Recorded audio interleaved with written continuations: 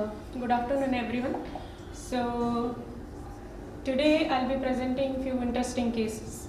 So this was a case, first case, a 63-year female who presented with the symptoms which she was developing since last 1.5 years. She had difficulty in eating and intolerance to spicy food, which was her routine spicy food, and odynophagia, that is painful swallowing, and recently she also had some cutaneous rashes over both lower limbs. Subsequently, after a month, she started noticing that there were some persistent white reticular lesions on the lateral borders of the tongue and bilateral buccal mucosa, and this was associated with the gum swelling and redness. So to make a note here, she didn't had any weight loss. The taste and smell sensations were preserved. There was absence of fever, no any abdominal discomfort, throat irritation, breathing difficulty or hoarseness of voice. So these are the pictures. Here we can see that there is some rash she has developed on the lower limbs, and on the tongue we can see that there is extensive white hyperkeratotic plaques, and they look like reticular pattern on the dorsal and lateral aspect of the tongue.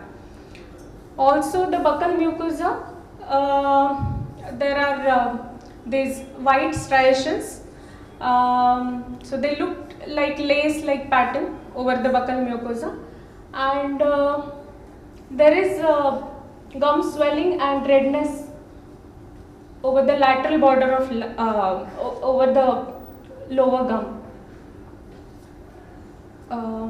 So at this point, what can be the diagnosis? And tongue. If we just consider the tongue, what we see commonly? Just after. What pictures are trying to tell? If we see tongue picture, it looks like oral candidiasis, right? Lichen planus. Anything else? Do you expect gum hypertrophy lichen planus? You need to explain the gum hypertrophy. Okay, only lower limb rash and buccal mucosa, lichen planus, and tongue, it looks like oral candidiasis, right? So I'll just add on few things. She, considering her comorbidities, she is a known diabetic patient, hypertensive and hypothyroid, and she is on oral medications for the same from last 12 years. Anti-diabetic agents like glycomet trio, which consist of glimepiride, metformin, voglibos, telmisartan, and thyronop 50 microgram per day she is consuming. And add-on, she didn't had any significant habits. So if we look at her investigations, hemoglobin, total count and platelet, they were normal. Erythrocyte sedimentation rate was 32, CRP 6.4, and anti-nuclear antibody ANA was negative. We also had, she has also done viral screen outside, which was negative. Complements were normal, both C3 and C4. So we sent for anti-neutrophil cytoplasmic antibody, that is ANCA, which was negative, and we asked for IgG4 level, which was 2.5. So what can be a diagnosis now?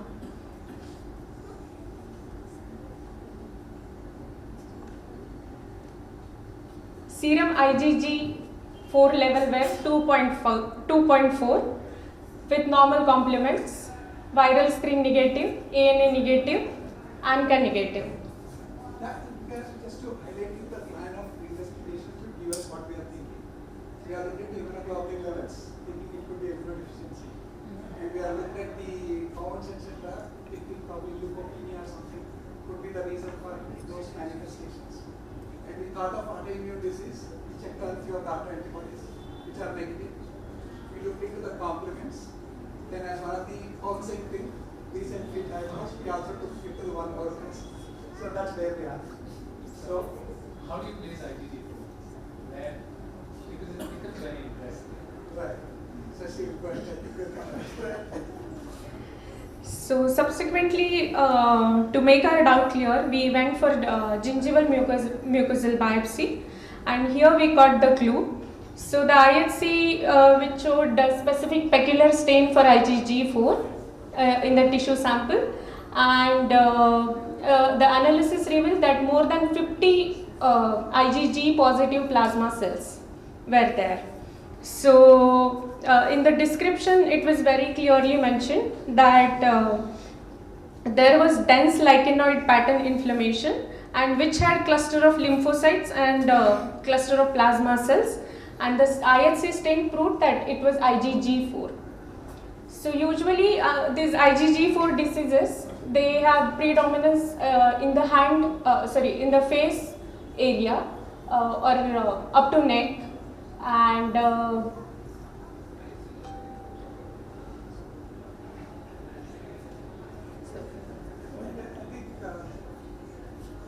This is a little unusual manifestation of IgG4 disease. It has involved predominantly mucocutaneous and has not involved any other visceral structures. Yes, no glandular or any other. Down as we understand the expansion of IgG4, we now started realizing it can pick up any organ. No organ is spared. Probably we have not seen much in the brain tissue, but you can see the dura and those meninges and those areas. Not right into the brain tissue. The reason is plasma cells cannot infiltrate or direct the blood. So that's why you don't see them. Theoretically, we don't see. Probably we may see totally, we don't know. But currently, it is not expected, not to be there. So it's pure infiltrative disease. It's a benign disease. We don't know whether to put it as autoimmune disease or a immune proliferative disease. Predominantly, we should take it as a possible immune dysregulation disease. Here, the trouble is because of the cell pathway moving towards IgG4, it moves more towards IgG4 pathway. And we are trying to understand and explain why it regenerates to a specific tissues in a given patient. Because in some patients, it could be only skin, what is happening in the current patient, and it could be only on carotid, what it happens in the group of syndromes. It could be in only pulmonary areas, and some in only aortic and vessels. There is some element of localization which makes sense. Because as we currently understand, the plasma cells, which is secretes immunoglobulins, is not expected to get regionalized into the local areas. But probably we are wrong. Maybe these diseases teaches us that what we presume might have been not to the date. Hopefully, concept may change. It becomes a very important differential diagnosis when, for us, in the workup of fever of unknown origin, we usually look into this disease where I have pulmonary nodules, when I have glandular involvement, whether parotitis, thyroiditis. So CNS, yes, parenchymal involvement we've not come across, but we've come across meningeal enhancement, pachymeningitis. That's where I think probably it ends. Again, lymphadenopathies, lung involvement, skin, and when I pick these lymph nodes and send it for analysis, you get a nice little plasma cell histiocytotic picture, and that's where we then start thinking of an IgG4 related disease. And it's always a tug of war between rheumatologists and ID when it comes to IgG4 disease, where it belongs to. Overlap of lichen planus and IgG4 disease, or some. Lichen planus is basically a description of a skin process and it is more like telling like inflammatory polyarthritis. Am I right? Dermatologist agrees with me? Yes. The lichen planus is just basically like a primary diagnosis, but you have to further differentiate for what purpose the lichen planus has come. Is it a primary one or is it a secondary one? See, most of the time what I do see sometimes is you end up in giving a label of lichen planus. Lichen planus like lesions can come even with an immune mediated autoimmune diseases. It could be a primary lichen planus where the pathology is only lichen planus. The treatment options differs a lot. This also is correct to call it as a lichen planus if you take a partial biopsy, if you don't take a deep biopsy where plasma cell infiltration is there.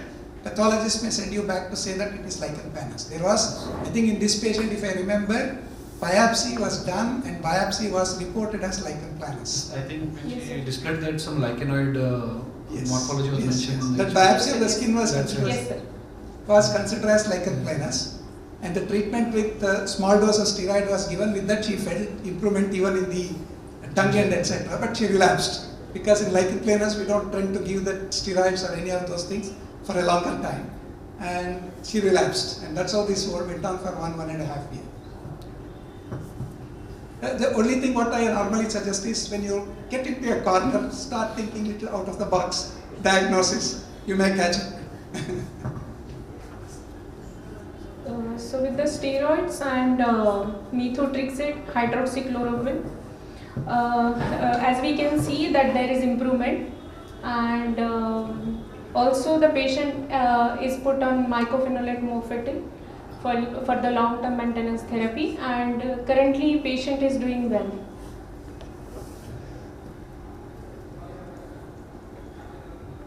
So I'll move towards my second case of the discussion. So he is a 32-year-old male software engineer with no significant past medical history or family history, but he's a chronic smoker for last 15 years and he smokes almost 5 cigarettes per day and occasional alcohol consumption. So 4 months back he started developing the mouth dryness with difficulty in swallowing the dry foods and dryness of eyes.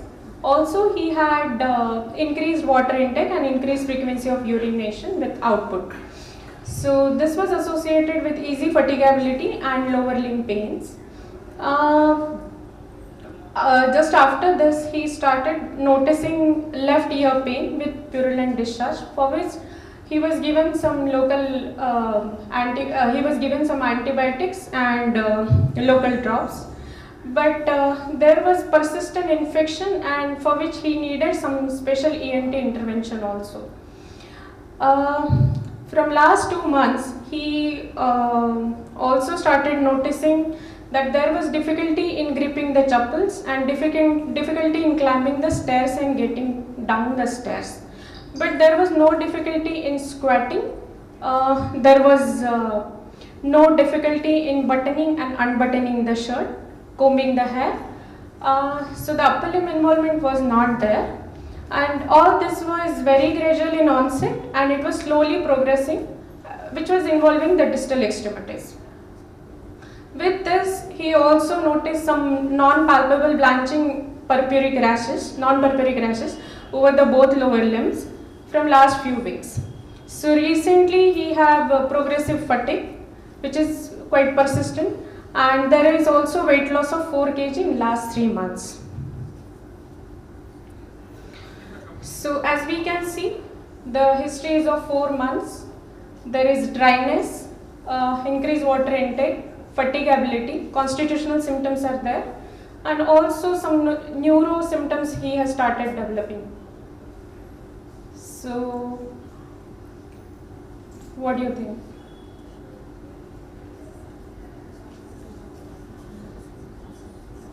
Painful rash?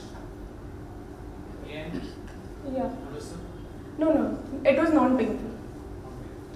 Basically, the rash was not that significant, and that was recent in onset. So if we just try to enumerate, there were constitutional symptoms, neuro symptoms, dryness of mouth, dryness of eyes, increased water intake, muscle fatigue, and recent onset rash. Sjogren's with peripheral. Here. Sure. Here. Huh. Sjogren's with peripheral neuropathy. Okay, good. Okay, perfect. Anything else? Is it TB? Okay. Good. Yeah. Yeah, because there is history of increased water intake and increased frequency of urination. Yeah. Anything? Okay. Vasculitis, Sjogren's, tuberculosis, and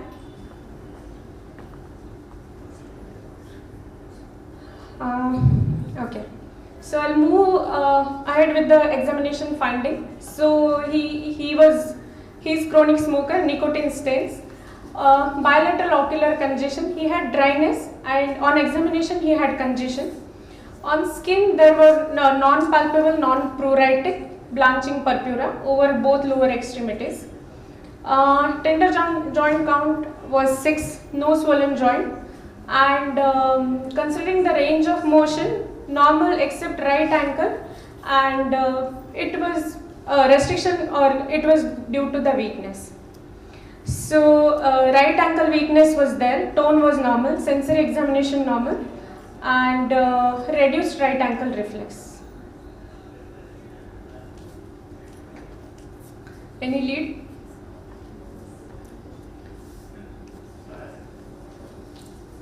Okay, I'll move ahead with the laboratory investigations. So, complete blood count showed total leukocyte count was 12,000, 13.5 hemoglobin, 279 platelets. Erythrocyte sedimentation rate was 72, and patient was complaining of muscle pain also. So his CPK was done outside, which was 46, which is normal, and CRP was high, 62. ANA showed negative, complements normal, C4 was slightly high, 46. We did IgG4 also, which was 0.2, which is normal. ANCA, it was positive. Urine examination normal, liver and renal function were normal.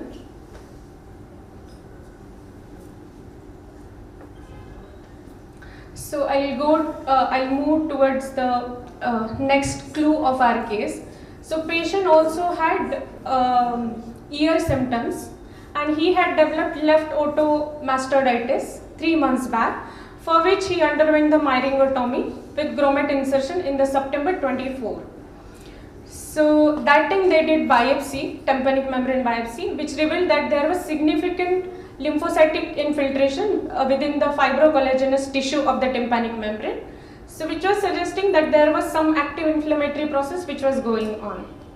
So this happened in September 24, and due to the persistence of symptoms, even after grommet insertion, patient didn't had any pain relief. So subsequent imaging were performed in the October 24. So first imaging was done for the HRCT temporal bone, which showed that there was left otomastoiditis, and there was enlarged hypophysis with the suspected pituitary macroadenoma. With the right temporal bone being normal. Increase thus, increase to reduce EI. Yeah. Okay. So enlarged hypophysis. So we did hormone level. So ACTH was 3.4, FSH 6.7, TSH was 4.2, and prolactin was raised. So which goes in favor of pituitary macroadenoma. So subsequently, just to rule out any space occupying lesion, because there was enlarged sella turcica, so patient was advised MRI brain, which revealed that there was stalk hyperintensity with heterogeneously enhancing mass within the sella turcica, which was measuring 13 by 16 by 18 millimeter, and these findings were consistent with the macroadenoma. There was supracellular extension with the evidence of mild compression on the optic chiasma, and lateral extension was also there, but it was not encasing the internal carotid artery or cavernous sinus. So at this point, any add-on thought? Sir, No, it's a sort of infiltrative disease. Yes, sir. This is happening in and around the mastoid, over the supranesal areas, and the neurodeficits. So that's where we have to now work on differentiation. And there are a few important things which we normally qualify or experience we work on. If you see the CBC has a lot of suggestions. The question that you have is it an infection or is it a non-infective disease? First question that is. If you look at the TC is quite high, it's around 12,000 to 15. The first choice will come, it could be infection. Then come down to CRP and ESR. So look at those two entities. If ESR is very high and disproportionate to the counts high, then you should start thinking either a chronic infection or a chronic inflammatory disease. Then look down into the CRP. CRP is also not really very high. If an infection which raises a count to about 10K, normally you would expect a CRP to be much higher. So these disproportionate rise should give you a clue. Either patient has something else other than the infection, or he has the infection plus something. Why I am saying this is, for example, in SLE, you don't see the same changes. In SLE, you don't see the same changes because SLE interferes in all these changes. So in an individual who is not otherwise diagnosed to SLE, you should give credence to all these things. That's where we started exploring the other possibility. So the first screening, what we normally do is to just figure out that should I really explore ourselves into the autoimmune disease, or we should explore into the infective causes, or we have to fiddle around both the causes. Those are the things. These are simple screening tests which should help us to think where we should send them across, to an infectious disease specialist or to an autoimmune disease specialist or to a place where you have both. So you need to think of these kind of things. These are simple clues, simple tests. CBC, ESR, CRP will give a lot of clue if you interpret them very wisely. And then the rest of the tests suggest that there is involvement of pituitary and those. So the first possible suggestions we have are infiltrative disease. Most common with the counts being higher, we suspect vasculitis as one of the infiltrative granulomatous vasculitis. Either it could be a midline granuloma or a sort of Wegener's or those group of diseases. Other infiltrative diseases like lymphoproliferative infiltrations, nasopharyngeal carcinomas, etc. can come. Age is not in favor of it. Counts are also not in favor of it. Inflammatory parameters are also not in favor of it. Those kind of neoplastic infiltrative diseases don't rise ESR and CRP so high unless there is a complication associated. I mean, that's how the thing goes. So, here, IgG4, how did The reason why we check for IgG4 here, was it part of a panel or? Benign infiltrative lesions. Yes. So, because there was multi-system yes, involvement. multi-sensor. So that's the reason. Then the MRI and then the rest of it. Yes. So it's just the order continues.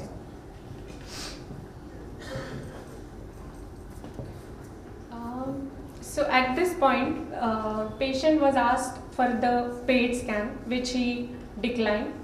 And subsequently in the November, patient also developed right-sided lower motor neuron lesion, facial palsy, for which he needed hospitalization. He was hospitalized and he was started with the high dose methylprednisolone, 1 gram daily for 3 days. Because patient declined PET scan, he was advised HRCT thorax, and this HRCT thorax revealed there were multiple well-defined pulmonary nodules, In the right upper lobe, there was solitary nodule measuring around 18 to 12 millimeter, and the left upper lobe showed two distinct nodules of the size, one was of 9 by 6 millimeter and one 24 by 23 millimeter respectively. So this was an add-on finding in the HRCT. So we asked for the ANCA profile by ELISA, which showed that he was PR3 positive, and that was very high, 4 plus.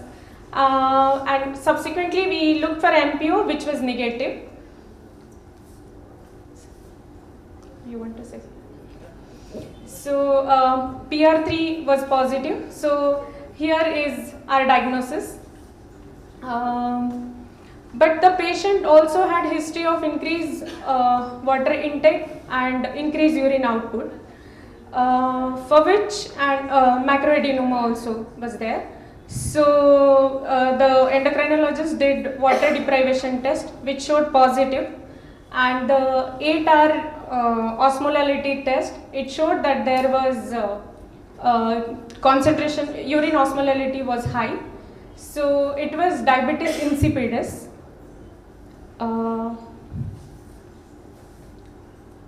So to conclude the case, he is a 32-year male, multi-system involvement, and presentation was more of ear, eyes and dryness of mouth. Then he developed lower limb weakness, element weakness was there, constitutional features, pituitary involvement. Subsequently on the HRCT we could find the lung nodules, multiple lung nodules, and PR3 positive. Also the diabetes insipidus, pituitary involvement.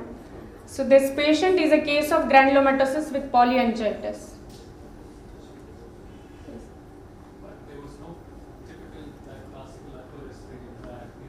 No sir, no sir. Exactly sir. Lung involvement So, is there. And yeah. ear involvement is there. Lung Yeah. and ear involvement is Yeah. there, yes. Lung and ear involvement. Yeah. Some Yes. But that was quite transient.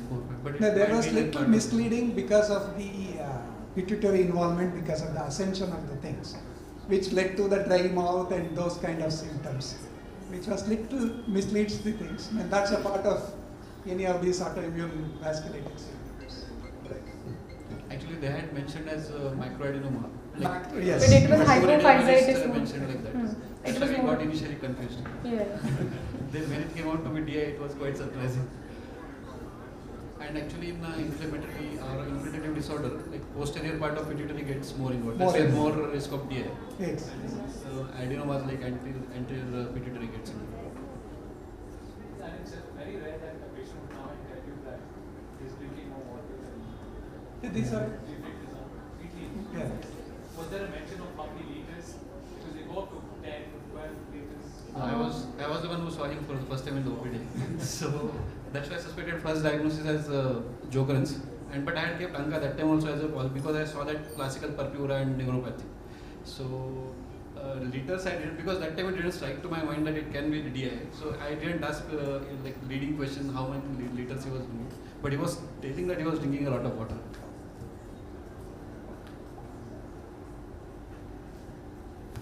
And because of the diuresis, he had actually muscular pain, for which CPK was done, it was normal. Even So the he muscle had pain is muscular also missense, misleading yeah. because of the osmolality changes that was causing. And for which he was saying that there was lower limb pain. So we actually looked for the arthritis.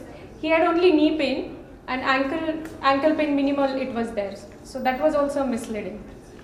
So currently he is on prednisolone 1 mg per kg. Currently we have tapered his dose, and patient has received 2 cycles of cyclophosphamide. And for diabetes insipidus, he is on desmopressin 0.2 mg once a day at night, and also the hydroxychloroquine with cover. So clinically there is significant improvement. Neuropathy has improved. There is no element weakness. Resolution of that earlier joint pain and rash is there. There was one more thing. They were actually planning the biopsy from the lung nodule, but that got disappeared. For LMN, he received steroids, and that nodule disappeared in the further imaging, so they couldn't do. and there is overall symptomatic improvement. So the take-home message is, this is a small to medium vessel vasculitis which is characterized by necrotizing and granulomatous vasculitis that predominantly affects the respiratory tract and kidneys. But there are few cases, they present as otologic manifestation and the dryness of mouth also. There are few case reports. Multisystem involvement with the persistence of inflammation was a catch here. Most commonly it involves upper respiratory tract. There can be 25% patient lung involvement without lung without renal involvement can be seen, and 9% patient they may have only pulmonary involvement. Lung and kidneys, they are involved in almost 95 to 80% of cases respectively. Less commonly 50% patient can present with skin and 45% with eyes also. Usually the peak age of incidence is 5th to 6th decade with the male preponderance. There are few case reports in which patient presented only as lung nodule, almost in 50% cases. Though the pituitary involvement as such is rare in vaginous granulomatosis, there are few case report very recently mentioned after 2022, though there are few case report, they are existing from the 1967. Facial palsy can be seen in vaginal granulomatosis, though it won't be due to cranial nerve involvement, it will be due to the inflammation. And vaginous related diabetes insipidus cases are also seen. So we need to keep eyes open to patient's complaint. Like patient was saying that he has increased thirst, he was drinking more water, there was frequency of urination, he had muscle pain, and persistence of ear symptoms were also there. So these are few references which I put. Sir, in this case, would a minor salivary gland biopsy also, if there was any granulomatous involvement, would that really yield us? Actually, in this patient, if you do salivary pooling and salivary pooling examination, it will be normal. His salivary pool was good. And one crucial thing which we can decide whether it's a Sjogren of a dryness or a dryness of a metabolic thing is, the best is to check with them with their food habits. Do they need a water intake during eating food? So normally these patients will not have a trouble while eating food. They don't need an add-on water when they are eating food. Whereas a true Sjogrens, where there is a true salivary things, they need a sip of water whenever they get the food. So that makes a reasonable difference. I always call them, best is to do Mari biscuit test. Ask him, can you eat a Mari biscuit? If he say, yes, I can, less likely he has Sjogren syndrome.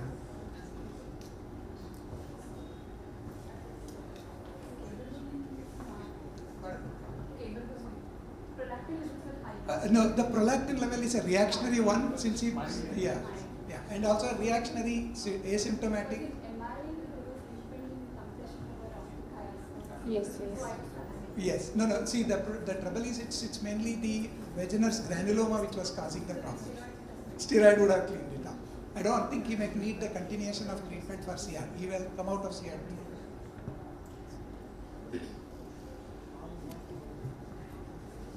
Thank you. Thank you everyone.